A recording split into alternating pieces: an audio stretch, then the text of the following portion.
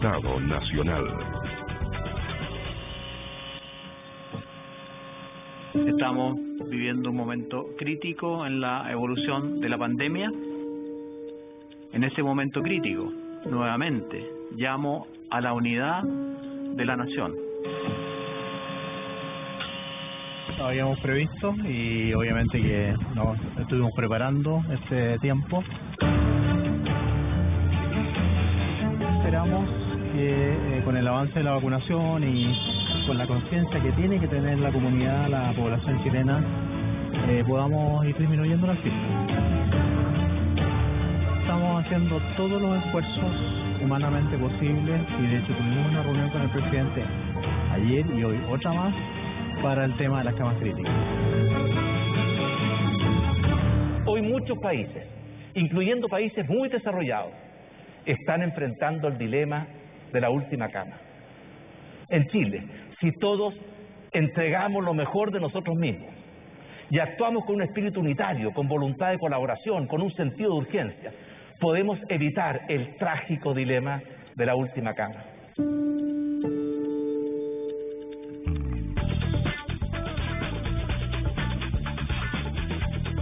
Muy buenas noches, ¿cómo están ustedes? Bienvenidos a Estado Nacional. Muy buenas noches, Matías. Muy en buenas una noches. Semana Increíble. que la verdad es que ahí veíamos parte de un resumen. Sin duda ha sido hasta ahora la semana más crítica de la pandemia. Casi 8.000 casos nuevos y 133 fallecidos en las últimas 24 horas, pero uno de los días, el día jueves, superamos los 9.000 nuevos contagios. Esto significa una presión enorme, obviamente, a las UCIs de nuestro país, a las unidades de cuidados intensivos, que están con un nivel de ocupación en promedio del 96%, y también, obviamente, empiezan los cuestionamientos, algunos cuestionamientos acerca de la efectividad de las vacunas contra el COVID. Y cuestionamientos políticos al manejo de la pandemia, lo vimos el viernes, vamos a hablar de ese tema, porque trata todos los ámbitos. Y fue una semana crítica y perfectamente esta semana que parte mañana puede ser igual o puede ser peor, está por verse. Vamos a conversar con expertos y de inmediato les presentamos al panel que esta noche nos acompaña en primer orden. Un panel eminentemente médico, científico, un día que ha sido además muy noticioso. Partamos presentando a nuestros invitados. Es Mauricio Cancino, que es internista de la UTI del Hospital Van Buren, exdirector de ese hospital. Gracias por estar aquí esta noche. Hola, buenas noches, Matías. Hola, Constanza. Muchas gracias. Está María Teresa Valenzuela. Muy buenas noches, María Teresa. Ella es miembro del Consejo Asesor COVID del MinSal y del panel de expertos del Instituto de Salud Pública. Tiene mucho que contarnos sobre lo que ocurrió la semana que pasó y las nuevas vacunas. Gracias, María Teresa. Muchas gracias, Matías y Connie. Y Alexis Calergis, director de estudios de la vacuna Sinovac en Chile, además director del Instituto Milenio de Inmunología e Inmunoterapia y académico de la Católica. Muchísimas gracias, Alexis, por estar esta noche con nosotros. Gracias, Matías, Moni, Marité, Mauricio. Bueno, y partamos inmediato con la polémica del día, podríamos decir. Alexis, quiero que aclaremos un poco qué es lo que pasó hoy día, ¿cierto? Amanecimos con las declaraciones del jefe de la Agencia China para el Control de Enfermedades, que dijo esta mañana que la efectividad de las vacunas chinas, de Sinovac claramente, no es alta y hay que mejorarla. Después aclaró los dichos, dijo que todo había sido un malentendido, pero queda la pregunta instalada: ¿qué hay de cierto en que no es tan efectiva las vacunas chinas y concretamente Sinovac, que es la que la mayoría de los chilenos se han puesto? Bueno, gracias por la pregunta, Constanza. Tenemos que recordar que todas las vacunas, sin excepción, que han sido aprobadas en esta situación de crisis sanitaria mundial, siguen en investigación científico-clínica. Y eso incluye, obviamente, las decisiones que se vayan tomando en términos de el uso de las vacunas por parte de las autoridades sanitarias y las revisiones de las agencias regulatorias. Entonces, yo entiendo que el mensaje que plantearon desde la Agencia Regulatoria de China va en esa dirección, y que es necesario ir mejorando las vacunas en general, y que China está abierta, obviamente, a ir incorporando estrategias adicionales. Pero hay un reconocimiento, Alexis, ahí en esas palabras del jefe de la agencia china, un reconocimiento de que la efectividad no ha sido tan buena según los estudios que tienen, porque los datos están, ¿cierto? Mientras, si comparamos, mientras la vacuna Pfizer ha demostrado tener una efectividad del 97%, en el caso de Sinovac lo que teníamos hasta ahora, antes del informe de hoy día brasileño, ¿cierto? Era poco más de 50% de efectividad. Lo que pasa es que hay que distinguir entre efectividad y eficacia. Ya. Los estudios clínicos han ido mostrando los datos de eficacia. En el caso de Sinovac se han hecho 4 estudios independientes, 3 de ellos dirigidos hacia eficacia, y fueron entregando estos resultados interinos en términos de seguridad y eficacia. Entonces sabemos que el estudio de Indonesia dio una eficacia del orden del 65%, el estudio de Turquía del 91% y Brasil hizo un desglose dependiendo del tipo de caso de enfermedad. Entonces primero indicó que era 50.7% de eficacia sobre casos de PCR positivo con síntomas muy leves, cerca del 78% en su primera declaración para casos leves y entre 90 y 100% para casos severos. Esa información que fue comunicada en diciembre, hoy día también coincidentemente con esta situación de la agencia china, aparece la publicación como un preprint, es decir, todavía no revisada por pares, pero públicamente disponible, del estudio de eficacia en Butantan, donde básicamente son los mismos números, salvo que para los casos leves el número final fue cerca del 80%. Entonces esta vacuna previene, según el estudio de Butantan, la infección y los casos con PCR positivo con síntomas muy leves en un 50.7% y los casos leves en un 80% y los de casos severos en un 100%. Entonces esa es la evidencia de los estudios clínicos y esa es la eficacia. Ahora la efectividad, la verdad no tenemos datos de efectividad. Tuvimos un adelanto del trabajo de la Universidad de Chile, Espacio Público, que interesantemente mostraron que analizando datos públicos se hablaba de un 54-55% de efectividad, pero vamos a tener antecedentes, esperamos prontamente, porque el Ministerio de Salud comprometió esta semana a informar respecto de los avances de los estudios de efectividad en hospitalizados. Chile, pero teniendo en cuenta que llevamos 2 meses y un poco más de una campaña de vacunación. Normalmente los efectos de las vacunas requieren tiempo. Cada persona requiere cerca de 6 a 8 semanas para desarrollar inmunidad. Entonces imagínense, el fenómeno poblacional requiere tiempo. María Teresa, usted como miembro ahí como experta del Instituto de Salud Pública, le ha tocado evaluar las vacunas a las cuales se ha pedido autorización. Pasó naturalmente Sinovac por allí, por ese filtro. ¿Les preocupa la información que viene desde China hoy día? ¿Qué le puede transmitir usted a las personas que nos ven o que tienen la inoculación o que la esperan para mañana o que están esperanzados en esta vacuna que mayoritariamente, como decía la Connie, está puesta en los chilenos? Me preocupa, pero no me ocupa. ¿Por qué razón? Porque en el fondo no se entregó ningún dato ya que pudiera decir, bueno, efectivamente estamos con una vacuna que tiene una menor eficacia y también no ha demostrado efectividad en mismo China. Entonces, por lo tanto, ¿qué es lo que ocurre? Que se dijo una información, pero que no tiene un sustento, no tiene ningún sustento científico que pueda apoyar lo que se interpretó, porque la verdad es que cuesta entender, ¿no es cierto?, qué es lo que dijo realmente el director de los centros, ¿no es cierto?, de CDC de China, y qué es lo que realmente captó la prensa y se difundió por diversos países del mundo. Entonces, por lo tanto, yo creo que en todo esto, el desarrollo de vacunas o cualquier medicamento tiene que contar con datos duros, como dice uno, que sé yo, que efectivamente saber, estamos hablando de tal población y se produjo tal problema en tanta población. Entonces, por lo tanto, en esta situación no ha sido el caso. Entonces, por lo tanto, creo que lo interesante de todo esto es que hay que continuar en la línea del tiempo, ¿no es cierto?, para poder ver los datos de efectividad. Sabemos que entre mañana o pasado el Ministerio de Salud entregará los resultados que se han hecho en terreno, si se quiere, con los hospitalizados. ¿Cómo se han comportado en las personas ya hospitalizadas, incluso algunos de ellos en camas UCI, ventilados, en fin?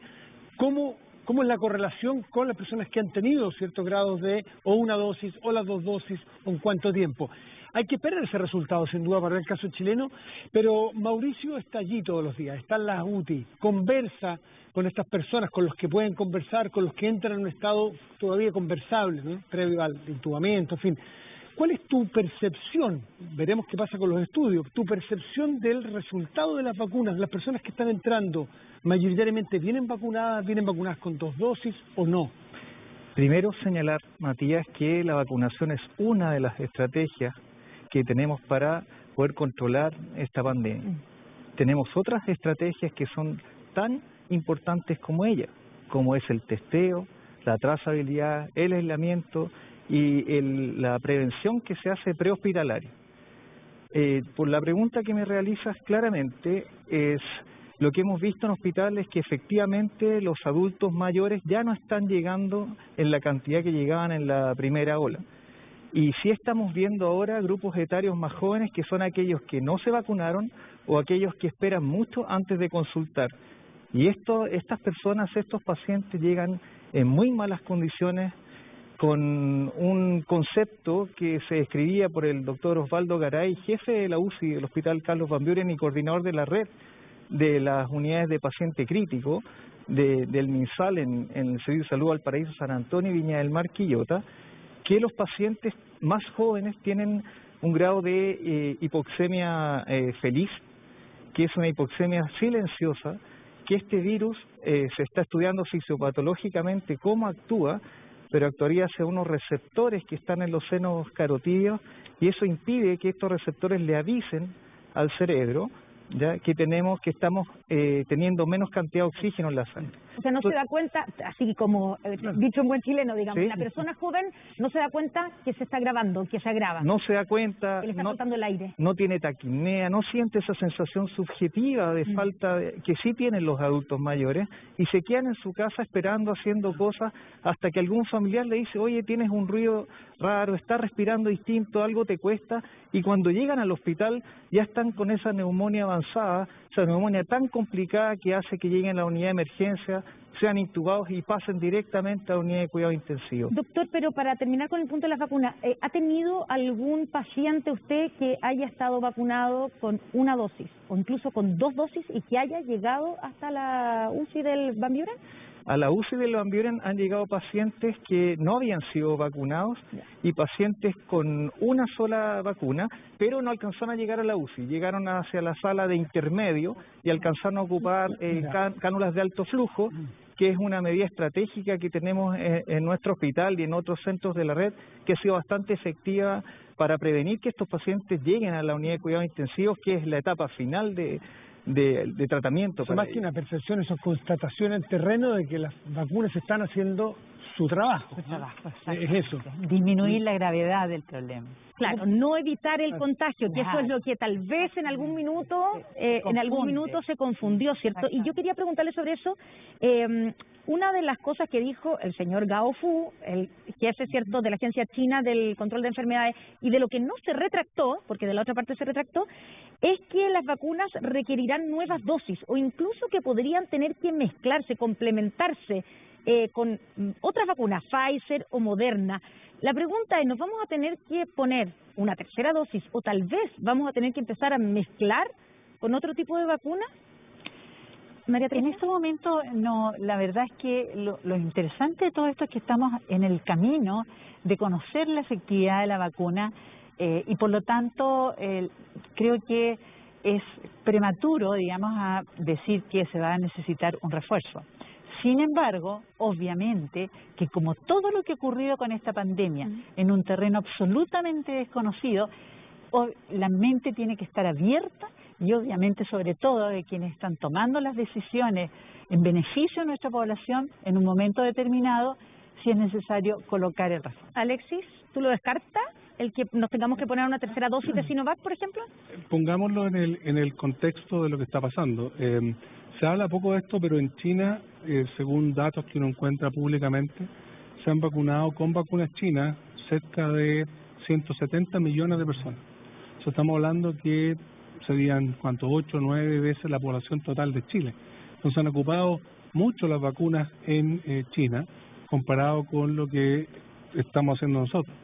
Ahora, un elemento que no ha salido de la discusión es que este virus, dentro de todas estas cosas misteriosas que tiene, como las explicaba recién muy bien respecto a este momento de sin aire, ¿verdad?, feliz, tiene esta cualidad de generar variantes. Entonces, la necesidad de mantener la inmunidad alta, ¿verdad?, puede también tener que ver con las variantes, porque las variantes son, por su definición, distintas a la cepa original, y todas las vacunas que estamos ocupando hoy en día están hechas con la formulación que tiene la cepa original o la secuencia original del virus. Entonces también interpretemos ese comentario que hizo la Agencia Regulatoria China, a que vamos a estar obligados, si este virus sigue cambiando y siguen haciéndose frecuentes y dominantes las variantes, a entrar con vacunas que puedan generar inmunidad hacia las variantes. Y ahí hay un espacio, obviamente, para mejorar las tecnologías. Estas vacunas están todas todavía en investigación y desarrollo científico y clínico, por lo tanto, cualquier mejora dirigida a aumentar la inmunidad y además proteger contra las variantes sería positiva. En el caso de CoronaVac, vimos que en este artículo que ustedes mencionaron, que es muy importante que esté ahora públicamente disponible, el estudio fase 3, se mostraron datos de reacción de los sueros, de los anticuerpos que generaron las personas vacunadas en Brasil en ese estudio contra las variantes brasileñas, dos variantes probaron, y además un estudio del New England que se publicó antes mostró también cierta capacidad neutralizante. Sin embargo, este virus nos sorprende porque aparecen variantes. ¿Otras variantes? Hay una variante en Nueva York, una en California. Claro. Tiene que subsistir. Exactamente. Por lo tanto, las estrategias nuevas de vacunas pueden, o como dice Constanza, el poder incorporar terceras dosis o eventualmente nuevas vacunas contra el virus puede ser una necesidad, y yo interpreté de esa manera el mensaje que dio la Agencia Regulatoria China. Mauricio Cancino, el presidente decía en esa imagen que veíamos que no debiéramos llegar a la última cama, a esa crisis de la última cama, a la duda. Ustedes en el Van Buren han tenido 100% de camas ocupadas, ¿no es cierto?, en las últimas semanas, en camas críticas. La realidad de la última cama, ¿ustedes ya la han vivido? ¿Eso es así? ¿Quién toma las decisiones? ¿Cómo se toman las decisiones? Entiendo que es muy complejo cuando se desocupa un ventilador, hay más de una persona esperándolo. Todo ese tipo de decisiones ahí en el día a día, ¿cómo se vive? En primer lugar, decirte, Matías, que este es un país que tiene un sistema sanitario eficiente, donde hay una desigualdad tal que un 15% de la población donde estamos nosotros tenemos un acceso oportuno y de calidad a la salud, pero tenemos un 85% de personas que el dilema de la última cama lo ha estado viviendo hace muchos años. No es algo de estos días ni de la pandemia. El dilema de la última cama, y te quiero contar una historia breve. Yo soy médico que pasé por medicina rural y estuve como médico en Puchuncaví. Ahí hay una posta rural donde hace turno hasta las 20 horas un médico, un paramédico y un conductor de ambulancia. En el año 2007, yo llevaba más o menos 6 meses recién titulado, se volcó un bus en la Cuesta del Melón. 57 personas cayeron más de 50 metros por esa cuesta que iban desde Santiago a Samaitencillo. Murieron 2 personas en el lugar. Y fue mi primera experiencia en la aproximación de priorizar. Llegaban en autos particulares pacientes con trauma torácico, heridas cortopunzantes, trauma encefálico, y por lo tanto lo que te quiero decir es que el tema de la última cama es un concepto inherente a la profesión médica. No es novedad para un intensivista. No es novedad ni para un intensivista ni para ninguno de los médicos. Nosotros con escasos recursos siempre hemos estado priorizando, siempre tenemos que priorizar. Claro, pero en una pandemia como la que estamos viviendo, donde el nivel de ocupación, como sabemos, en el caso de ustedes, ha sido hace 5 días 100%, eso significa que no tienen ni una cama libre. No sé si usted, doctor, tiene la cifra de hoy día, claro, por ejemplo. ¿Hay alguna cama libre? El Hospital Van Buren tiene 5 semanas con una ocupación del 100%. Sí. Pero te quiero decir que el Hospital Van Buren atiende a 2.500.000 personas por la macrozona neuroquirúrgica y tan solo contaba previo a la pandemia con 14 camas UCI. ¿Sabes lo que significa eso? Significa que siempre hemos tenido un 100% de ocupación. Para nosotros no es un concepto nuevo atender en la unidad de emergencia, intubar al paciente, conectarle a un ventilador y esperar un cupo dentro de la red, dentro de la región. No es algo nuevo, es algo que siempre estamos viviendo. ¿Cómo se decía, Mauricio, perdón? Usted dice que no es nada nuevo, pero en esta circunstancia de pandemia, donde la población está mucho más sensible, ¿cómo se elige cómo se prioriza? ¿Cuál es el procedimiento que ustedes utilizan? Yo trabajo en la unidad de cuidados intermedios. Trabajé muchos años también en la unidad de emergencia y cuando llega un paciente se le da la atención, y esa no es mi duda, siempre se le da la atención. El problema es dónde se le da la atención óptima y de mayor calidad, que es en las unidades de cuidados intensivos. Por lo tanto, a ese paciente se le da la primera atención, si es que requiere intubación se intuba, se conecta a un ventilador y se hace un llamado a los colegas, que somos nosotros en este caso que trabajamos especialistas en las unidades de paciente crítico. Nosotros hacemos la evaluación abajo y viene un momento muy complejo y un momento que también tiene ribetes también éticos, donde tenemos que entrevistar a la familia, llamar por un teléfono a que vengan los familiares que vienen con ese paciente, entrevistarlo y preguntarle a esas personas características de los pacientes, preguntarle si tiene otras morbilidades, qué medicamentos toma, si se controlaba, y empezar a hacer nosotros una reunión médica clínica en el momento para poder optar y saber quién tú le vas a dar, si es que se genera ese cupo dentro del hospital, y si no, subirlo a una plataforma del MinSal para buscar estas camas que están a nivel nacional. ¿Y cuál es ese criterio, doctor, ahí? Porque usted dice, claro, lo difícil de enfrentar a las familias, preguntarle los datos del paciente, pero ¿bajo qué criterio se decide este paciente va a ser el que lo vamos a subir a la UTI, por ejemplo, y al otro vamos a dejarlo aquí mientras tanto? Son varios criterios, pero siempre hay que considerar a quien tú le vas a dar una atención, que sí le va a dar un porcentaje, ¿cierto?, de sobrevida que sea mejor y que le des un bienestar a ese paciente. Si es más joven, por ejemplo. Una de las características, que no tenga otras comorbilidades y que tú sabes que esa terapia que vas a emplear en cuidados intensivos, ese paciente sí tiene posibilidades de ser, después de salir y salir de buena forma. Doctor, el fin de semana pasado, fue cierto, hace una semana más o menos, vimos y se viralizó una fotografía bastante terrible, ¿cierto?, de un pasillo del Hospital Van Buren donde había un colapso, ¿cierto?, de la cantidad de personas que habían muerto por COVID y se estaban poniendo los cuerpos en un pasillo. Y yo entiendo que usted estaba ahí, ¿cierto? Le tocó ver eso. ¿Es real? ¿Cuán real es? Y explíquenos qué pasó. Creo que es la situación más compleja que hemos vivido como hospital. Fue la noche del sábado anterior, en que, mira, la morgue del hospital, el Hospital Van Buren es un hospital que tiene más de 80 años, que está en una superficie de 40.000 metros cuadrados, cuando por la cantidad de camas, pacientes, funcionarios, debiera estar en 80.000 metros cuadrados. O sea, tenemos dos hospitales en uno. La morgue es pequeñita y tiene de cupos para albergar 8 a 12 pacientes. Ese día, por las medidas de cuarentena, lo que se hizo fue restringir el funcionamiento de los cementerios. Por lo tanto, los familiares no pudieron retirar los cuerpos y se empezaron a acumular dentro de la morgue del hospital, que es una sala muy pequeña. ¿Qué pasó?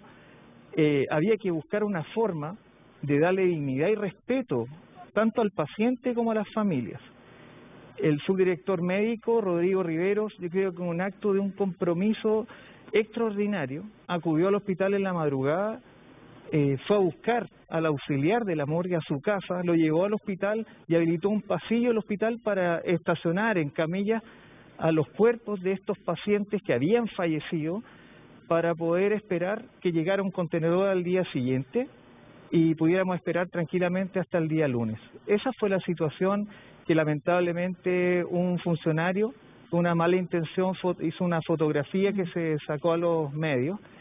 Sin embargo, esto habla del gran compromiso que tuvo el directivo de acudir al hospital y preocuparse porque estaba muy angustiado también, hay que decirlo, porque para nosotros como hospital, cuando un paciente fallece, representa la derrota de lo que nosotros hacemos. Ellos son nuestra razón del quehacer médico y clínico diario.